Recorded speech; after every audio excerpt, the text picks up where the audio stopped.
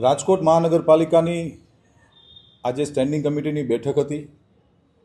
આ બેઠકની અંદર રાજકોટ શહેરના 18 વોર્ડના અલગ અલગ વિભાગોના વિકાસ કામોની આજે દરખાસ્ત આવી હતી। કુલ 67 દરખાસ્તો હતી આજની સ્ટેન્ડિંગ કમિટીમાં અને કુલ મિલાવીને વાત કરીએ તો 1,75 કરોડ 60,98,186 કરોડના ખર્ચે એટલે કે 175 કરોડ 60 લાખ રૂપિયાના જેવી માતબર રકમના ખર્ચે રાજકોટ શહેરના અલગ અલગ વિસ્તારમાં અલગ અલગ વોર્ડની અંદર અલગ અલગ વિભાગોના કામની આજની સ્ટેન્ડિંગ કમિટીમાં દરખાસ્ત આવી હતી, જેને અમે લોકોએ મંજૂર કરી છે।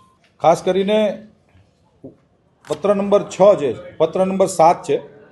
રાજકોટ મહાનગરપાલિકાના વેસ્ટ ઝોન વિસ્તારના જુદા જુદા બગીચાઓ, સિનિયર સિટીઝન પાર્ક તથા બાલ ક્રીડાંગણની 1 કોર્સ માટેની જાળવણીની જે દરખાસ્ત હતી, સ્ટેન્ડિંગ કમિટીમાં વર્ષોથી અમારી ભારતીય જનતા પાર્ટીની પરંપરા રહી છે કે કોઈ પણ દરખાસ્ત ઉપર પક્ષના તમામ કોર્પોરેટરો અને શહેર ભાજપના અધ્યક્ષ ડૉક્ટર માધવભાઈ દવેની અધ્યક્ષતાની અંદર આની ચર્ચા થતી હોય છે।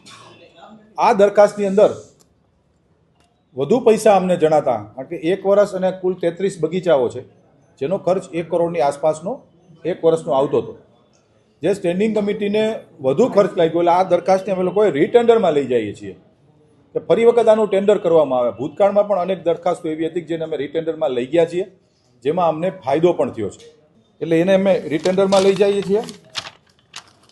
પછી ક્રમ નંબર 18 વોર્ડ નંબર 10માં આવેલી નવી વોર્ડ ઓફિસ બનાવવાનું કામ છે, ત્યાં એમાં સ્થાનિક લેવલે વિરોધ આવ્યો છે। સ્થાનિક સોસાયટીએ જે વિરોધ કર્યો છે, દરખાસ્ત રદ નથી કરતા।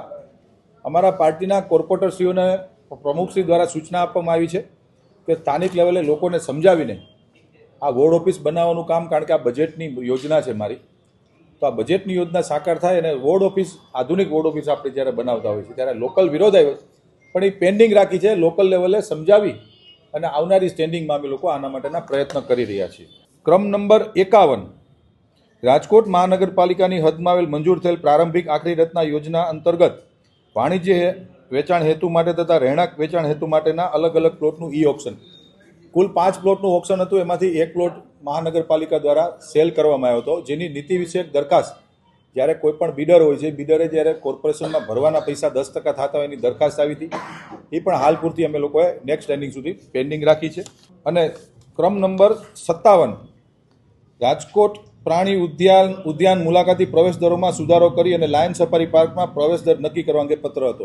આપ સૌને જણાવતા મને ખૂબ આનંદ થાય છે કે પ્રદ્યુમન પાર્કની અંદર જે દરખાસ્ત ભાવ વધારાની આવી હતી, ભાજપના સૌ કોર્પોરેટર મિત્રોએ આજે ભાવ વધારાની દરખાસ્ત રદ કરી છે અને જે જૂનો ભાવ જે હતા પ્રદ્યુમન પાર્કમાં, એ જ જૂના દરે વેકેશનની અંદર રાજકોટ શહેરના નગરજનો પરિવાર સાથે પ્રદ્યુમન પાર્કમાં જાય, એના માટે કોઈ વધારાના ચાર્જ ન લગાડવાના અને જૂનો જે ચાર્જ હતો એ મુજબ નક્કી કર્યું છે। અને લાયન સફારી પાર્ક જ્યારે અત્યારે નિર્માણમાં છે, લાયન સફારી પાર્ક બન્યા પછી દરો અમે નક્કી કરશું। કુલ મિલાવીને આજની રાજકોટ મહાનગરપાલિકાની સ્ટેન્ડિંગ કમિટીમાં અલગ અલગ વોર્ડની અંદર વિકાસ કામોની આજે અમે લોકોએ બહાલી આપી છે અને 175 કરોડ જેવી માતબર રકમના ખર્ચે અમે લોકો આજની સ્ટેન્ડિંગ કમિટીમાં કામો મંજૂર કર્યા છે।